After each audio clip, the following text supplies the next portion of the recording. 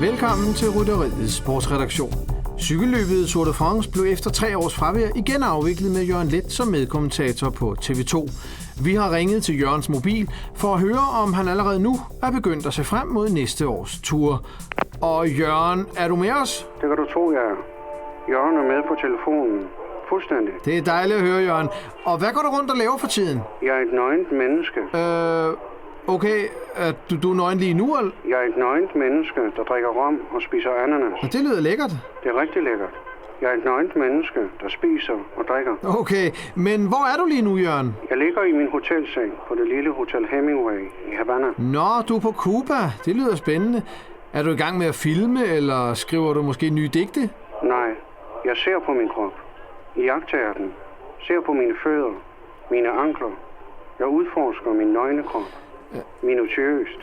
Helt ned i mindste detalje. Aha, så menneskekroppen er altså det, du fordyber dig i for tiden? Jeg registrerer min mave. Min mave er et bjerg. Det skaldede bjerg. Mont Ventoux. Altså, din mave er Mont Ventoux? Fuldstændig. Bag Mont Ventoux ligger min pik og hviler sig. Ja. Den ligger helt stille. Den er fuldstændig afslappet. Jeg kan ikke se min pik, men jeg ved, den er der. Nu er jeg ikke helt med, Jørgen. Det er ikke nogen stor pik, men det er en pik med et stort tilstedeværd. Nu ved jeg ikke, hvor det er, du er på vej hen, Jørgen. Den er meget lige min pik. Som en landevej på en flad etape i Tour de France. En udramatisk, men også en aggressiv pik. Altid klar til at stikke af. Gå i udbrud. Fuldstændig. Jørgen, nu tror jeg, vi siger rigtig mange tak for, at vi måtte have lov at ringe dig op. Bjarne Riis havde en meget lang og tynd pik. Ja, men Jørgen... En af de længste i turfeltet tilbage i 90'erne. Ja. Men også en meget skæv pik. Som et hårnålesving på Alpe d'Huez. Nu er jeg slet ikke med, Jørgen. Pantanis pik. Elefantino. El Pirato. Jørgen... Den lille pirat.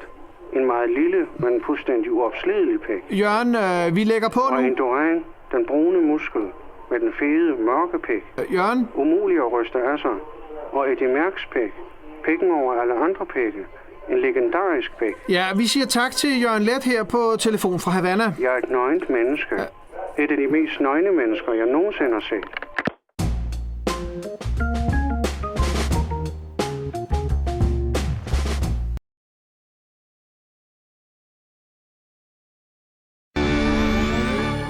Velkommen til Rytteriets sportsredaktion. Cykelløbet Tour de France står endnu en gang for døren, og efter 3 års fravær er Jørgen Leth tilbage som medkommentator på TV2. Vi har ringet til Jørgen for at lodde stemningen inden løbets prolog i Monaco. Og Jørgen, først og fremmest tillykke med, at du er tilbage. Jo tak. Det er meget tilfredsstillende. Årets Tour de France er præget af 2 spektakulære, nærmest historiske comebacks. Ja, den syvdobbelte vinder, Lance Armstrong, er helt sensationelt tilbage. Men hvem er den anden? Det er mig. Jørgen. Jørgen er tilbage. Fuldstændig. Ja, okay, Jørgen, men jeg forstår, der er skår i glæden. I modsætning til før i tiden har du i år ikke fået lov til selv at vælge hotellerne. Hvordan har du det med det? Det har jeg det slet ikke godt med. Lige nu sidder jeg på et helt almindeligt og jævnt 4-stjernet hotel. Det er slet ikke luksuriøst nok. Overhovedet ikke. Men TV2 skal jo som alle os andre spare. Jeg er et nøgent menneske.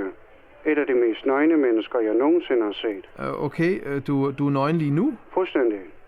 Jeg ligger nøgen i min seng og spiser foie gras og drikker Merlot. Det lyder da meget lækkert. Det er rigtig lækkert. Jeg er et nøgent menneske, der spiser og drikker. Men Jørgen, i år falder turens start jo sammen med Roskilde Festivalen. Jeg ved, at du selv har optrådt på Roskilde, så er du ked af, at du ikke kan være der i år? På en måde, ja. Jeg kan huske, at jeg midt i 90'erne så Indurain på orange scene. Nu er jeg ikke med. Indurain, den brune muskel med det runde trøje. Var han ikke cykelrytter? Og Eddie Merckx, kannibalen, på grøn scene tilbage i 87. Han åd scenen, åd hele festivalen. Der var ingenting tilbage. Ingenting overhovedet. Ja, okay, Jørgen. Men årets Tour de France, hvordan tror du, det kommer til at gå? Jeg ved det ikke. Det er meget svært. Jeg tror meget på Team Pet Shop Boys. Eller vores egen Trentemøller fra Saxo Bank. Nu er jeg ikke med, Jørgen. Jeg er et nøgent menneske. Jeg ser på min krop. Iagttager den.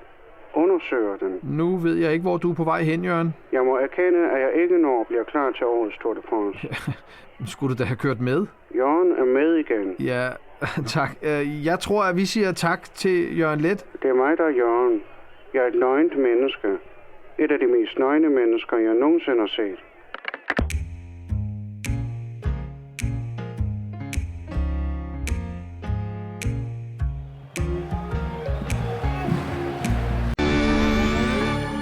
Velkommen til Rytteriets sportsredaktion. Cykelløbet Tour de France står endnu en gang for døren, og efter 3 års fravær er Jørgen Leth tilbage som medkommentator på TV2. Vi har ringet til Jørgen for at lodde stemningen inden løbets prolog i Monaco. Og Jørgen, først og fremmest tillykke med, at du er tilbage. Jo tak. Det er meget tilfredsstillende. Årets Tour de France er præget af 2 spektakulære, ja nærmest historiske comebacks. Ja, den syvdobbelte vinder, Lance Armstrong, er helt sensationelt tilbage. Men hvem er den anden? Det er mig. Jørgen. Jørgen er tilbage. Fuldstændig.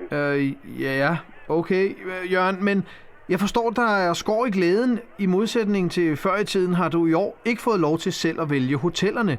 Hvordan har du det med det? Det har jeg det slet ikke godt med. Lige nu sidder jeg på et helt almindeligt og jævnt 4-stjernet hotel. Det er slet ikke luksuriøst nok. Overhovedet ikke. Men TV2 skal jo som alle os andre spare. Jeg er et nøgent menneske. Et af de mest nøgne mennesker, jeg nogensinde har set. Okay, du er nøgen lige nu? Fuldstændig. Jeg ligger nøgen i min seng og spiser foie gras og drikker Merlot.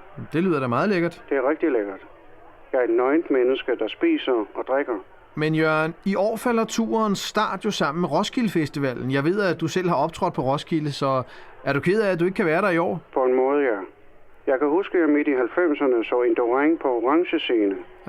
Nu er jeg ikke med. Indurain, den brune muskel med det runde trøj. Var han ikke cykelrytter? Og Eddie Merckx, kannibalen, på grøn scene tilbage i 87. Han åd scenen, åd hele festivalen. Der var ingenting tilbage. Ingenting overhovedet. Ja, okay, Jørgen. Men årets Tour de France, hvordan tror du, det kommer til at gå? Jeg ved det ikke. Det er meget svært. Jeg tror meget på Team Pet Shop Boys. Eller vores egen Trentemøller på Saxo Bank. Nu er jeg ikke med, Jørgen. Jeg er et nøgent menneske. Jeg ser på min krop. Iagttager den. Undersøger den. Nu ved jeg ikke, hvor du er på vej hen, Jørgen. Jeg må erkende, at jeg ikke når bliver klar til årets Tour de France. Skulle du da have kørt med? Jørgen er med igen. Ja, tak. Jeg tror, at vi siger tak til Jørgen Leth. Det er mig, der er Jørgen. Jeg er et nøgent menneske. Et af de mest nøgne mennesker, jeg nogensinde har set.